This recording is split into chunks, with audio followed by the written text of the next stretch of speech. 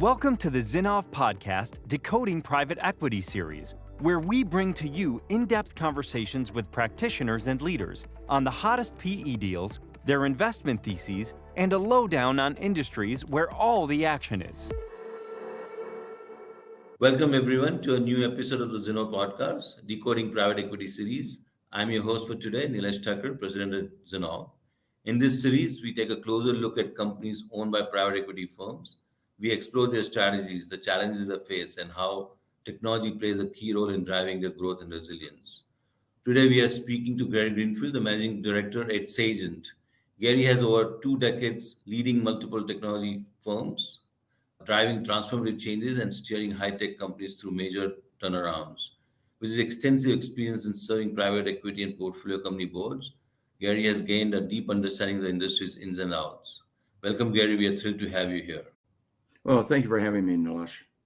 So we'll get started. In the next 5 years, how can PE-owned companies leverage the AI advancements to streamline operations and create value? Could you share successful AI integration case studies by PE firms, challenges faced, and ROI metrics used? Yeah, so Nilesh, as I think about AI is hardly new. The first company I was president of in 1985, which I think was when you were just starting on your master's degree, was an AI firm. That was 40 years ago.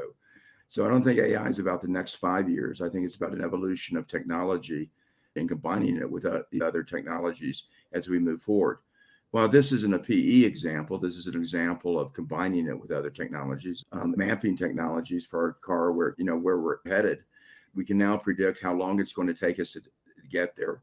We can get a prescription of how to get there. Both of those are AI technologies, but we couldn't imagine doing that without location-based technologies as an example. I will give you an example of a PE firm that I've worked closely with that has used it to improve operational efficiency of their services offering.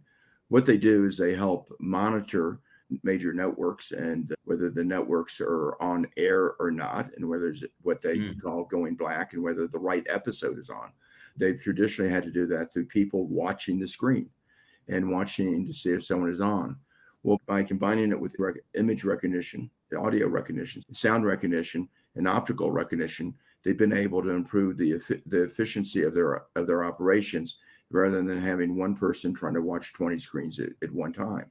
Now, by the way, did that save cost? It did, but importantly, it improved the satisfaction of the customer as well.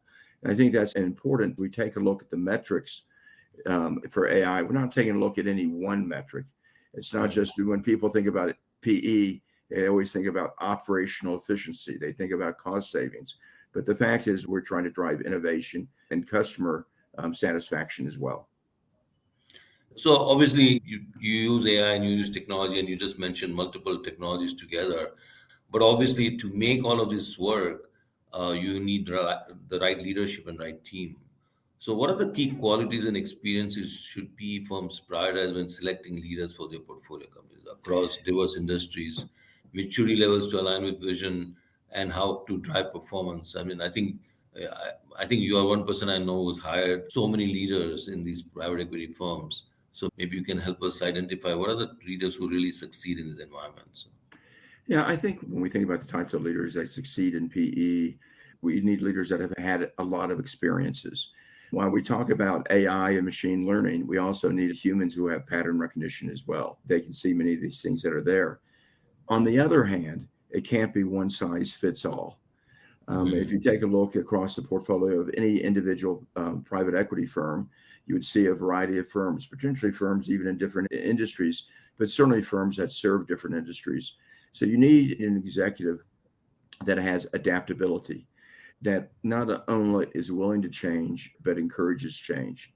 Obviously, we're looking for very bright individuals. Needless to say, we're looking for individuals that are very trustworthy. We're looking for individuals that can work closely with management teams, because operating partners in PE firms are partners that should be resources to the portfolio companies, not trying to run the portfolio companies. So we're looking for adaptability. We're looking for a wide set of skills, sometimes very deep domain expertise or deep functional expertise. But importantly, it's not one size fits all. No, that's so true. Now, obviously, in addition to having the right team and the right leadership, A lot of P companies and portfolio companies, they work with partners. The strategic partnership is critical to P portfolio. It's something which I've again learned from you over the years. What partner selection criteria should firms use? How can they be structured to align the interests and drive sustainable growth? Could you share a few common pitfalls and avoidance strategies and examples showcasing substantial value enhancement? Basically, how do you use partners and find the right partners to help you with this? So we talked about the technology, we talked about leaders, and now maybe partners. And so, Nilesh, of course, we met through a partnership, and I think it's a perfect example of the types of partnerships that we look for, which have got to be a win-win for everyone. I think the Right. mistake that people make in partnerships is when people go, "Great, this is going to be a win for me and not a win for my partner," or vice versa. It's a win for the partner, not for me. There's got to be a win for everyone along the way. There's different types of partners, of course, partners that will help you drive revenue, where another partner or you can bring something to the table for each other. There's other types of partners that can help us understand the business, potentially complementing the operating partners with our outside partners. I always think of a good partner as a combination of the individual of the company that we're choosing as a partner and the company itself and the broader resources. So I think it's bringing all that together.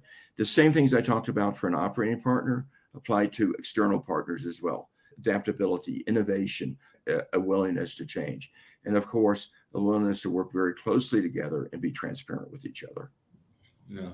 Continuing that, obviously, you talked about internal partnerships and also the teams. Obviously, in a PE company, there are the operating partners and the deal team. So, how can operating partners effectively bridge the gap between the deal team expectations and operational realities? Utilize effective strategies and improve company performance through KPIs. Could you share successful examples? And I know you worked on both sides of the equation, so maybe you're a perfect person to kind of help us with that. Well, 20 plus years ago, almost 25 years ago, I worked with a large PE firm that today has an entire operating bench, I would say, and I was the operating partner.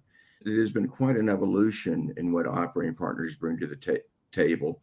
And operating partners today, I think the best PE firms engage the operating partner in the diligence itself. For a long time, PE firms would go, "Okay, we did it. We have an investment thesis, close the deal, then share the investment thesis with the operating team." Today, it's a closer relationship, both with sharing the investment thesis with the company during the investment period, as well as engaging the operating partner. So as a transaction closes, it's a seamless transaction, and it's a chance to accelerate the business. The operating team and the deal teams have to work very closely together and be in constant communication. In fact, just after we finish this today, I'll be on the phone with a deal team for one of the firms I'm an advisor to, with their deal team, with the operating partners, where we are talking about the opportunities, we're talking about the challenges, and working together. So I think the most important thing, what do we always talk about, is communication. And if we can have solid communication, both during the diligence as well as during the investment period, post-close, then I think that strengthens the relationship between the deal team, the operating partners, and importantly, the management of the companies. Okay. So as we heard, Gary has been doing this for 40 years. Clearly, the insights he's provided to us are so relevant. He's worked on both sides of the deal, and the deal team as well as the operating side. And some of the insights, like making sure that it's just not cost cutting, right? It's experience. And AI is not just a technology. You combine technologies to come up with solutions.